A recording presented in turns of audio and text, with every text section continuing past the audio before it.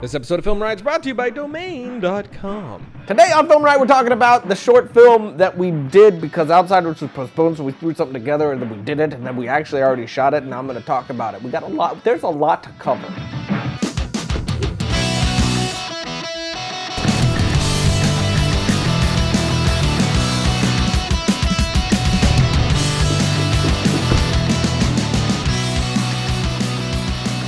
Welcome to Film Riot, the show that takes the mystery out of the effects and techniques going to some of your favorite Hollywood films. I'm your host, Ryan Connolly, and over the past over a week now, we have been working on a new short film, not Outsiders. As I told you last week, Outsiders was postponed, and since it was postponed, we decided to make a short film anyway. So in the matter of 10 days, we wrote and shot a brand new short film, and I should have been smarter and wrote something that would have been really easy to shoot, but we didn't. I actually wrote the most challenging thing that we ever had to shoot ever. You don't know the word easy. I really don't. Somehow I make it harder for us with everything that we do. I contacted my friend Seth Worley, and him and I wrote a short film called Proximity, one that I was absolutely ecstatic to get out and shoot. I really love the script. It is an action with a touch of sci-fi, I guess, in there. And the thing just moves. It starts and it moves. So shooting it was intense and difficult. We shot it out in the middle of nowhere, so there was no power. It was all available light, whatever we had with us. It was just run and gun, balls to the wall shooting at its finest. And I have no idea how it turned out yet. We just finished shooting yesterday, and I'm going to start editing it, but I'm really excited. I'm hoping it comes out the way that we planned it to come out. What? Yeah. The way it all actually came together was pretty funny. I mean, right after Outsiders got postponed, I had to go about telling everybody that it was in fact postponed, which was a really sucky thing to have to do for an entire day or two. But when I told my friend Daniel James, who is the composer of Outsiders and now Proximity as well, he really inspired me and got me all jacked up on the idea of, yeah, sure, this short film is postponed for a while, but you got the gear, just get out there and shoot something else, which is the whole idea behind Film Riot. I mean, that's our philosophy. Just get out there and do it. And he was just reminding me of something that I preach constantly, and I'm like, you know what, let's practice what we preach. Another thing was Justin Robinson was actually in the air flying here to help us with Outsiders when we got the news and finally decided that we had to push it back. So when he landed, I had to drop the news on him, but then immediately went into what we were going to do anyway. So with just a handful of people, just my core group, plus Justin Robinson and Daniel James and two people who drove from states away to come help us, we threw together this thing last minute. I mean,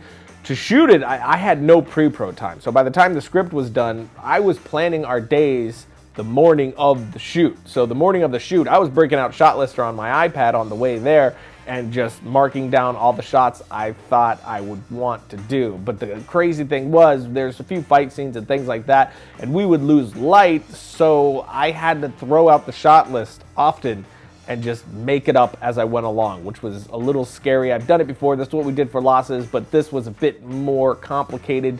So fingers crossed. But the whole thing is a great story in and of itself, and we're going to be showing you BTS for a week or two. We're going to be showing how we made this short film, no money, last minute, which is really cool because we're going to do that with this one, and then we're going to do that with Outsiders. So it's going to be massively contrasting each other on how to make a film, which I think is going to be a pretty cool way to do it. No money, no time, just throwing it together. We had some pretty solid gear, of course, like the C500, thanks to my friend Mike Sutton for hooking us up with that one, which the absolutely gorgeous images. It's my favorite camera, I think, that I've worked with so far because I love the Red Epic, but with the C500, it feels like you need less to get there. With the Red Epic, if you have all the lights and everything that you need, the image is just as astounding. See Prometheus to see what I'm talking about. But with the C500, as far as run and gun and guerrilla filmmaking goes, I think that one actually works a little bit better for it because I was able to get other shots because of its dynamic range and its ability for low light that would have been much more difficult to get with the Epic. We were also able to use some other sweet pieces of gear like Let Us Direct hooking us up with the Master Cinema Series rig since we're all handheld. I mean, this is like wicked run and gun, so we couldn't really be locking down the camera all the time. That would jack up the time that it would take to shoot the thing. Like Losses, this had to be handheld front to back, but unlike Losses, we actually had a rig this time, which was massively helpful. And what's great about this rig is you can easily snap between the shoulder rig and this more stripped down, handheld sort of action cam type rig, which was great. I love that. But another thing that Lettuce hooked us up with, which I was just drooling over and excited about, is their new anamorphic adapter, which this thing is freaking amazing. It's basically a matte box that you mount to your lens that elongates the image to give you that anamorphic look. I mean, it is solid. It is not like the other anamorphic adapters that you get. This thing looks like you're using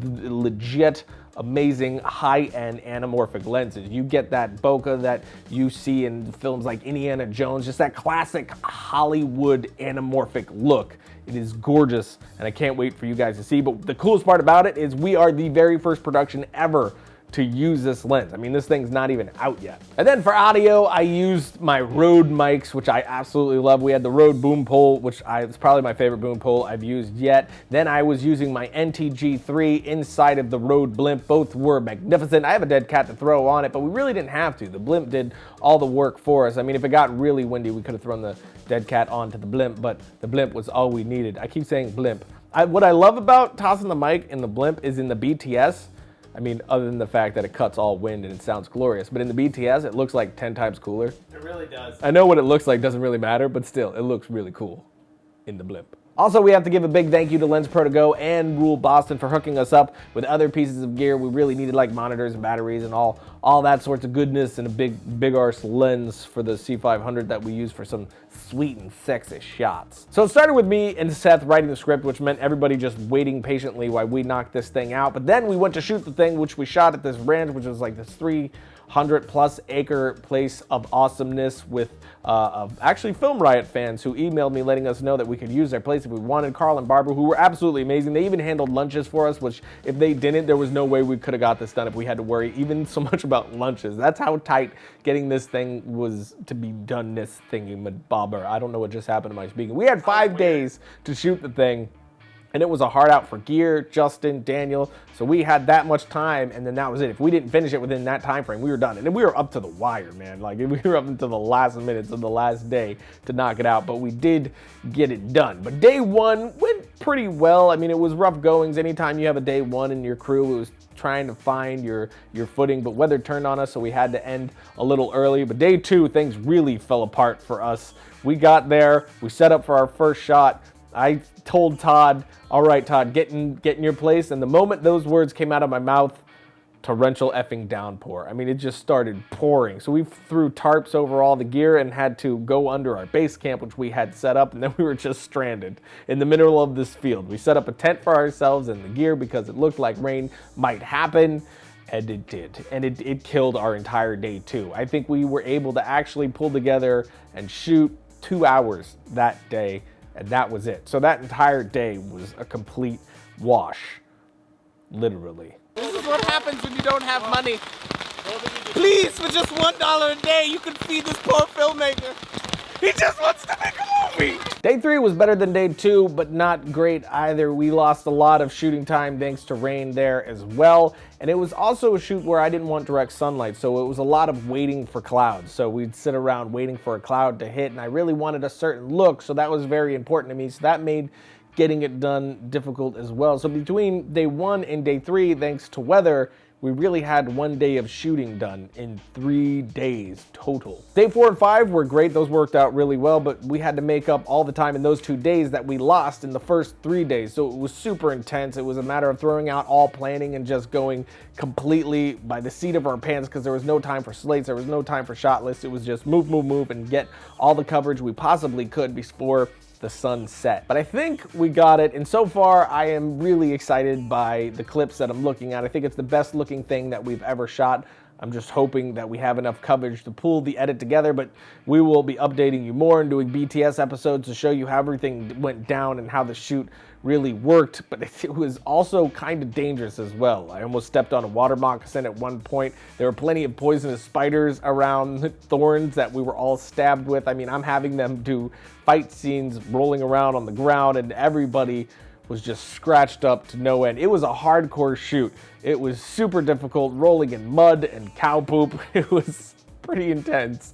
It was like boot camp. But to everyone's credit, there was zero complaining. I mean, this was just the balls to the wall, hardcore crew of people that just said screw it, and we went out and did it. So I'm very proud of the accomplishment, regardless of how it comes out. I'm already thrilled. But I think it's going to be good, and I think you guys are going to love it. We're actually working on a poster that we'll be releasing as well.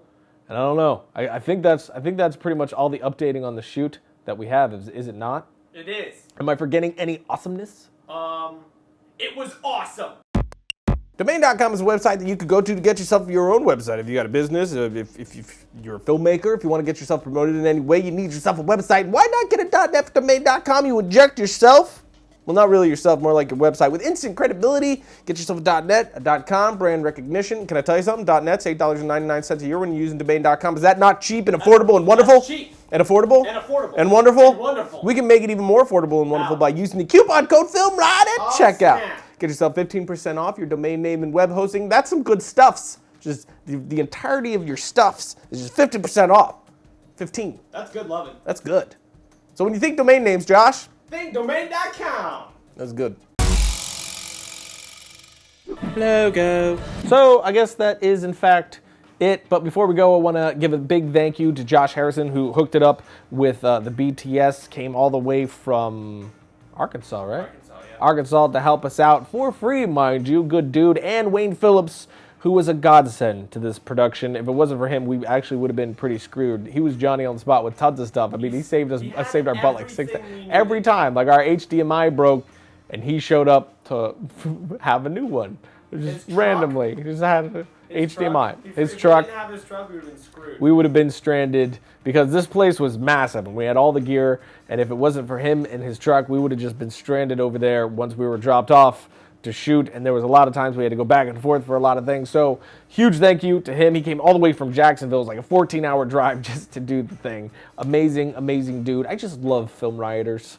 So much. I love you guys. I love you all. And I think it'll be cool just to continue to do that. Like Outsiders is just a bunch of Film Riot people helping out as well. So it's good stuff, Josh. So much good It's good stuff. If you want to see BTS pictures and whatnot, follow us on all of our social networkings, which is in below. Instagram, Facebook, Twitter, all that stuff. Everybody was posting all kinds of goodness. So check it out below. And I'll see you guys next week when we get into more BTS sexiness on how we actually made the thing.